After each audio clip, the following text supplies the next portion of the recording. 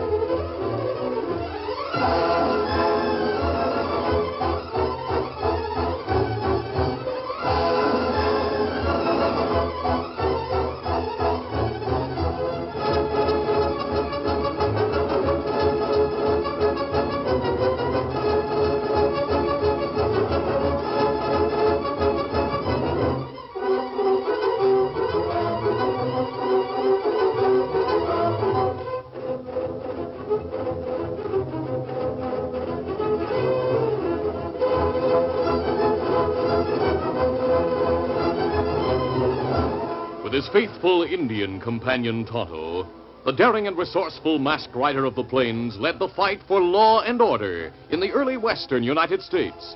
Nowhere in the pages of history can one find a greater champion of justice. Return with us now to those thrilling days of yesteryear. From out of the past come the thundering hoofbeats of the great horse Silver. The Lone Ranger rides again. Come on, Silver. Let's go, big fellow. Hi-Yo, Silver. Away!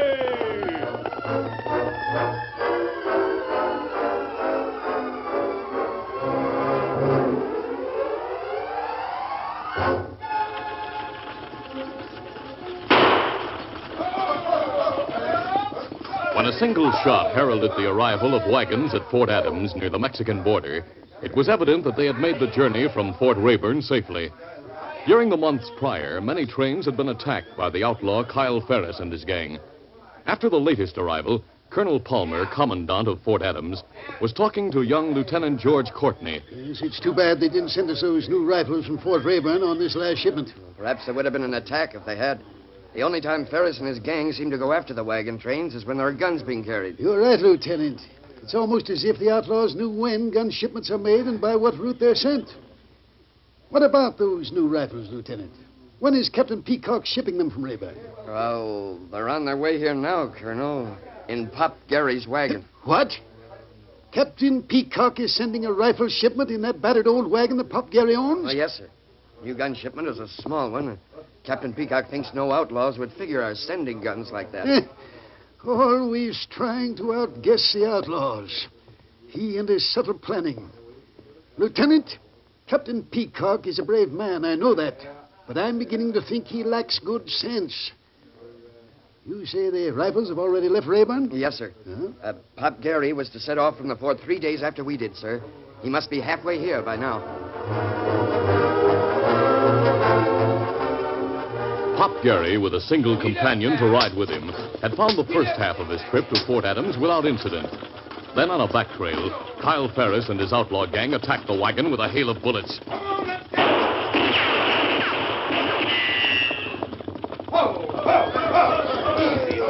Ferris climbed into the rear of the wagon and found the rifles, which had been covered by pots and pans. Yeah, here are the guns. Just like we expected once we knew which way the wagon was heading. That poor captain at Fort Rayburn trying to fool us. He'll never learn. That captain will never learn.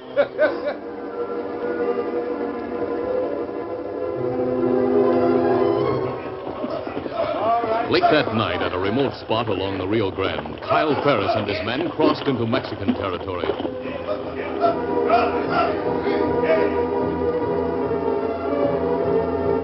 Before dawn, he transferred the stolen gun shipment to the Mexican outlaw Ignacio Gonzalez, known in his country as the Hawk. Gonzalez watched the rifles unloaded and looked happily at Ferris. Ah, my friend Kyle, you have done it again.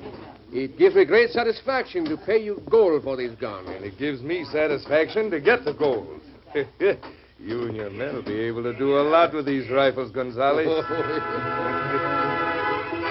During the next weeks, Gonzalez, the Hawk, became the scourge of all Mexico. He and his men, armed with new rifles, attacked estates and towns, and finally a garrison of federal troops. The raid was a success, and the man had become the greatest menace in Mexico. Look what we have done now. Soon we will take bigger garrisons, and who knows? If my friend Kyle continues, I shall be the leader of all Mexico. Then after that, we take back Texas. Oh, the future is bright.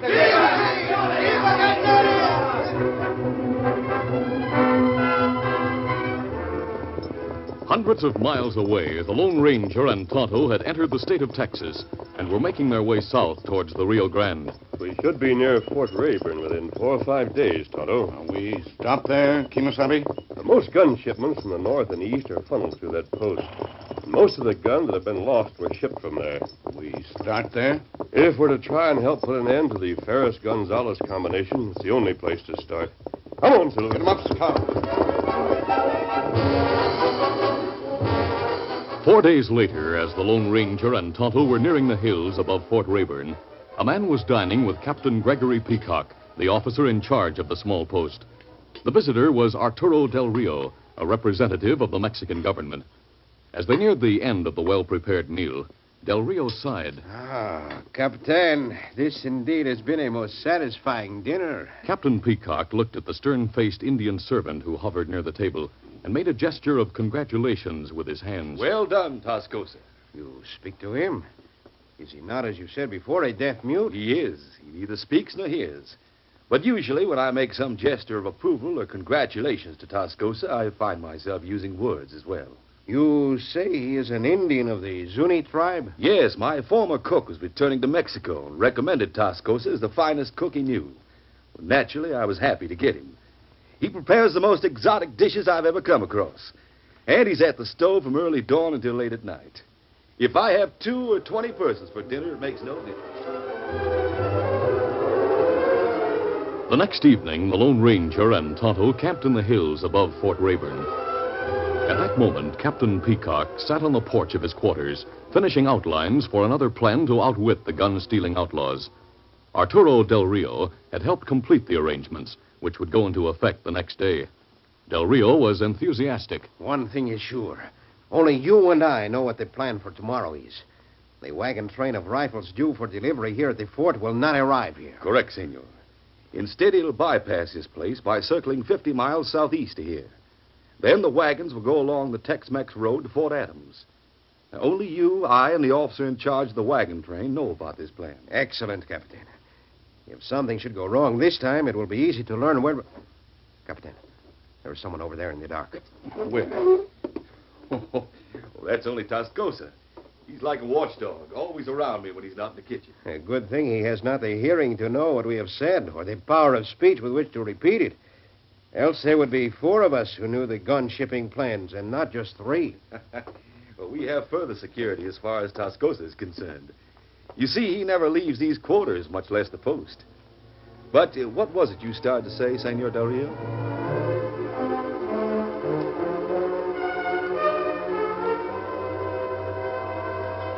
The Lone Ranger and Tonto awakened at dawn next morning. The sun rising in the sky formed a perfect background for the small but picturesque Fort Rayburn in the valley below. Smoke was beginning to pour from the chimney of one small structure, and its spiral upward compelled attention. Tonto, there's something beautiful about smoke like that in the early morning. It's as if... Kimasabi. Watch, Smoke. Watch close. Yes, Tonto, I see what you mean. The smoke is going upward in spurts. Long, short, long. Those are smoke signals. Isn't that right? They have telegraph instruments in Fort Rayburn. Why do they use smoke signals? Me not know, Kimasabi. Peculiar. We know the gun shipments are usually lost after they are sent from Fort Rayburn. I wonder if it's possible that someone inside the fort is a traitor. You mean someone send message about guns by Smoke? That was my thought. I think it might set us clear on that point if we go to the fort at once. We'll learn then whether or not there's reason to be suspicious.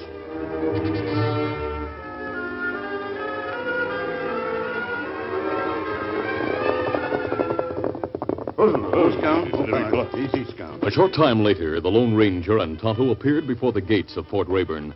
The sentry on duty took one look at the masked man and Indian and reached his own conclusion. Get your hands up, both of you. Corporal of the guard, post number 1. Captain Peacock and the Mexican legate, Arturo Del Roy, were at the breakfast table when the corporal of the guard brought the Lone Ranger and Tonto to the officers' quarters. Captain Peacock and Del Rio leaped to their feet, and the officer looked from the masked man and Indian to the corporal. What's this? Corporal, who are these men? Where'd you find them? They rode up to the gate, sir. We came to see you, Captain. We're not outlaws.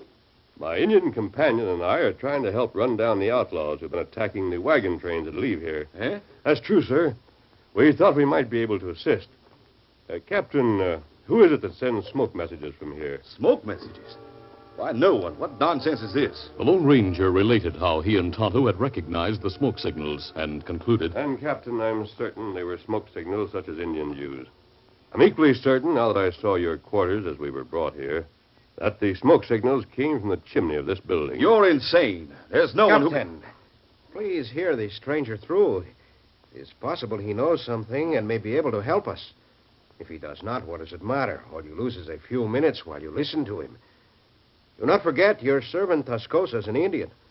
He has been in the kitchen since dawn. That is where the chimney is, Captain. What? Captain, Tonto and I are sure that the smoke signals came from here. You, Captain, say they didn't. Would you mind, sir, if we asked your servant about them? He's deaf and dumb. We couldn't ask him. Well, I'll prove something. Corporal, go into the kitchen. Have Tascosa come here. Yes. I'll prove to this man how absurd his statements are. A few minutes later, the corporal returned to the room leading the Indian, Tascosa. The captain spoke with a note of disdain in his voice to the Lone Ranger. This is my cook and servant, Tascosa.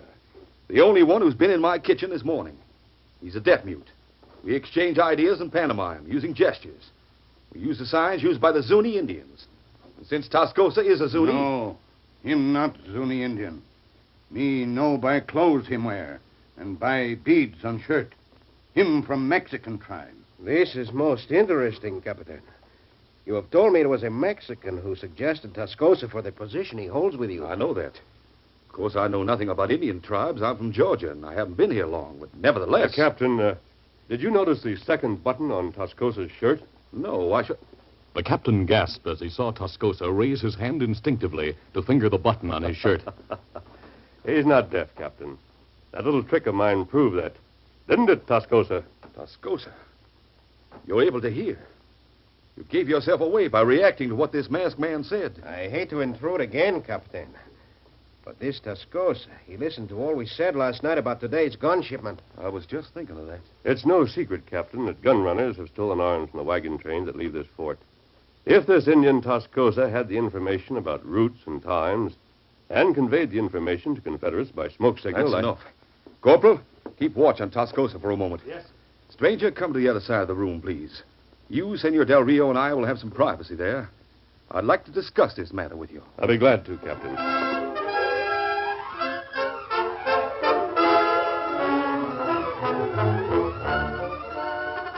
The curtain falls on the first act of our Lone Ranger adventure. Before the next exciting scenes, please permit us to pause for just a few moments.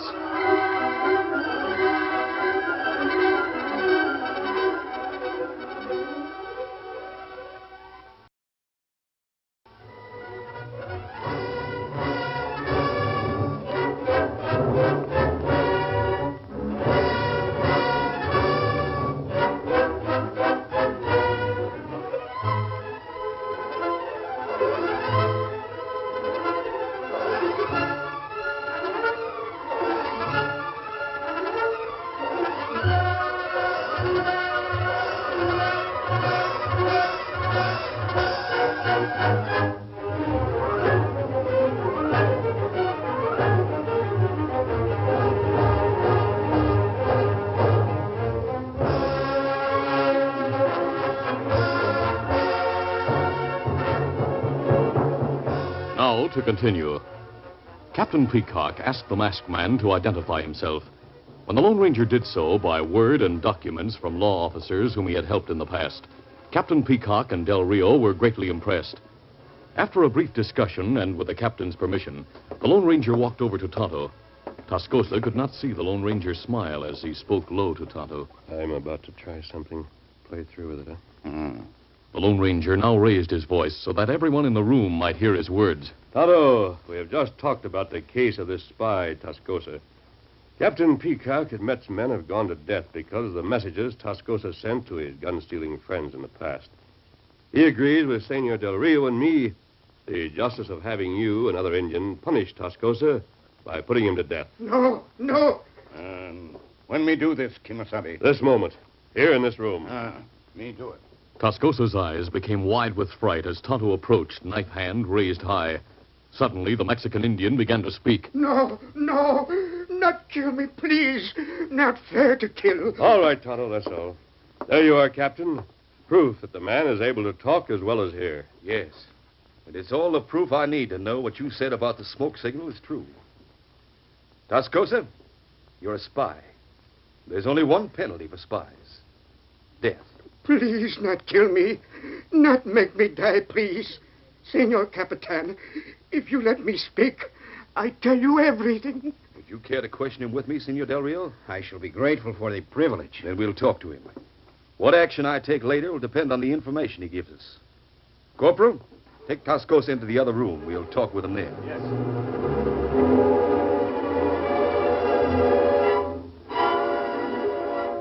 After talking to Tascosa, Captain Peacock and Arturo Del Rio returned to the main room and told the Lone Ranger what the Indian had revealed. He told us everything. You were right about the smoke signals. He listened to my talk about gun shipments and relayed the information to a lookout in the hills. It was a very simple code they had. Yes, a prearranged code. Simple spurts of smoke from the chimney were all the outlaws needed to know the plans for shipping guns. After sending Tascosa to the guardhouse, Captain Peacock spoke ruefully to the other men. We were too late to keep him from getting his message to Confederates about tonight's shipment. Kyle Ferris probably knows about it by this time. There must be something you can do, Captain. Yes, there is. I'll send a telegraph message to Colonel Palmer at Fort Adams and tell him what happened. It may mean my transfer later. Perhaps he will send men from Fort Adams eastward along the Tex-Mex road. I'm going to request that. Meanwhile, I'll take my men south to Tex-Mex and follow the main road west. If and when the outlaws attack, we'll be on both sides of them. This is our great chance to catch Ferris. You'll get both him and Gonzalez if you let me do something. Gonzalez, too, you say? Yes. It'll involve the use of soldiers on both sides of the border. But not as openly as you'd planned on this end, Captain. Well, what's your idea? I'd like to hear it. The Lone Ranger outlined a plan to which both men agreed. When he had finished outlining it, Captain Peacock said, "You'll be in great danger. But if you get away with it, Tonto and I'll try, Captain. then count on my help." The Mexican army will be happy to assist you in your plan also. I shall make certain of that within a matter of minutes. Thank you, sir.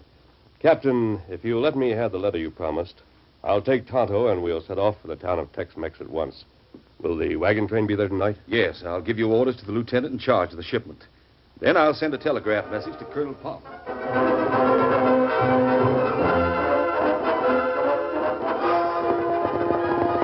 The Lone Ranger and Tonto took every known shortcut as they rode ceaselessly to the town of Tex-Mex at the east end of the Tex-Mex Trail. They arrived there late in the night. The Lone Ranger, after some interruptions by guards, found himself before Lieutenant Courtney, leader of the train. He gave Lieutenant Courtney, who was dressed in civilian clothes, the letter from Captain Peacock. When Courtney read the lengthy orders, he was puzzled but agreeable. It says here that Colonel Palmer agreed to this. Yes, he did. By telegraph, after Captain Peacock and Senor Del Rio made contact with him. It's what I think you soldiers call a calculated risk. Yeah, but I wouldn't calculate to risk breaking my back like you and Tonto are going to do. You'll be in those wagons covered by those guns for at least an entire day, mister. Yes, I realize that. Just tell your men when they pack the guns on top of us to give us breathing space. Yeah. I'll make them pack the rifles loose around you, too, so you'll be able to move when the time comes.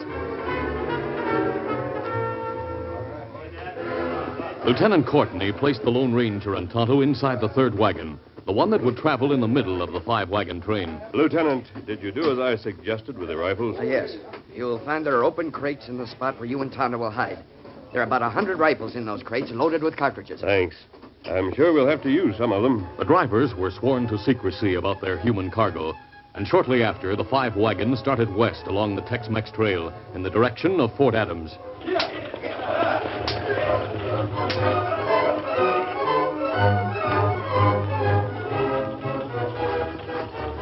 Kyle Ferris and his outlaws attacked the train late in the afternoon at the most isolated spot along the seldom-traveled road.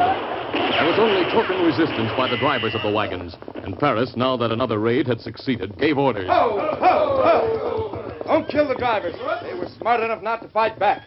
So just tie them up, gag them, leave them in the bushes. I will cross the Rio after sundown at the spot below Badero.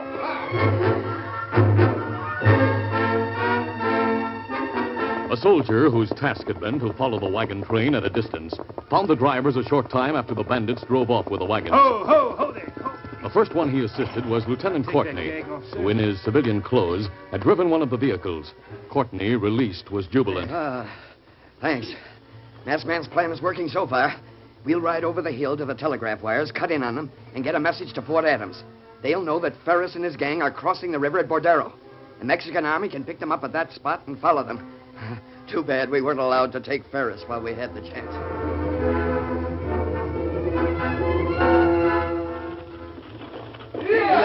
When darkness fell, Kyle Ferris and his outlaws guided the 5 wagons through a shallow crossing and headed southward on Mexican soil. They were on a road that led into the mountains, and as they passed, a man emerged from the underbrush nearby. He was a Mexican soldier, and he ran to where he'd left his horse earlier in the evening, mounted and rode away.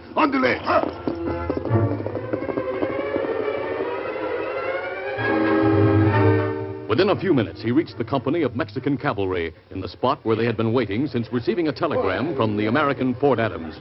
He gave quick instructions. We are on the trail of Ignacio Gonzalez. Soon we shall be led to his headquarters somewhere in the mountains. We shall receive a signal, and when it is given, we proceed to fight and fight hard. I have given you instructions about not clashing with the Americanos who lead us to the Hawk. So, we ride now. Get ready.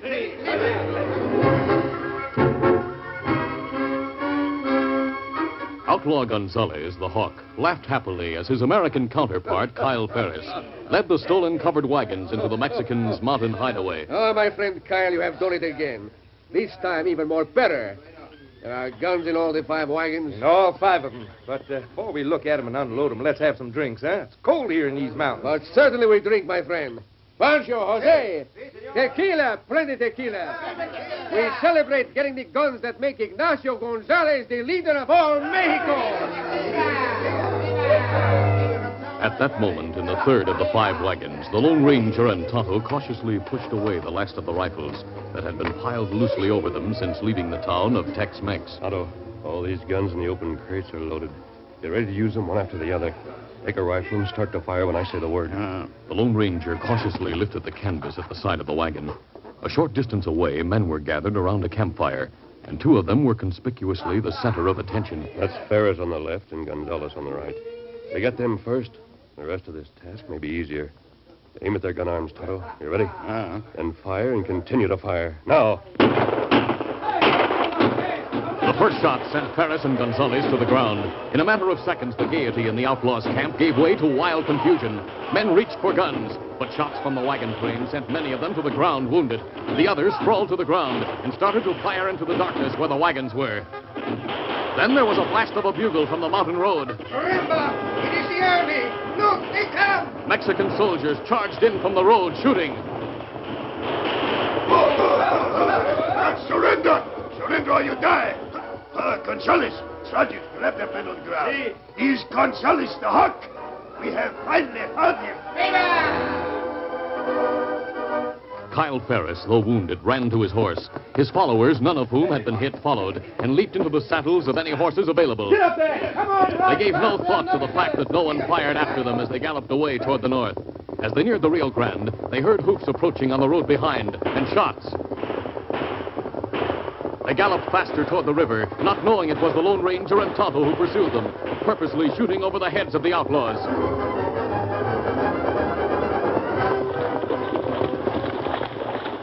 The shots ceased as the American outlaws crossed the shallow river and rode onto Texas soil. Boys, we made it. We didn't get paid for the guns, but we're safe. Ho! Ho! Yes, sir. We were lucky they All right, didn't. Ferris, keep up. You're surrounded. Hey, the American army's on this side. They're everywhere. Captain Peacock and Lieutenant Courtney led the soldiers who rode in and surrounded Ferris and his gang. 2 soldiers at the rear of the ranks rode down to the river. One of them led the great white horse Silver, and the other led Scout. Peacock faced Kyle Ferris. You haven't a chance, Ferris. If you reach for a gun. No, I'm not reaching. Neither my men. We surrender. I'm wounded. I need a doctor. The outlaws surrendered meekly. Oh. As they did, the Lone Ranger and Tonto crossed the river onto the American side. They dismounted to get astride their own horses. Oh. One of the outlaws saw them and spoke. Kyle, those were the hombres who rode after shooting. There's only 2 of them. I thought there was an army. Oh, what's the difference? The army has us here. Yes, thanks to those 2 men. A masked man is the reason we caught you, Ferris, and the reason the Mexican army captured Gonzales. What? The masked man, the one who's riding away on the white horse? How could that be? Who is he? Well, when your wound's been treated, we'll tell you everything before you go to prison. Oh. As to who he is, I'll tell you that now. He's the Lone Ranger.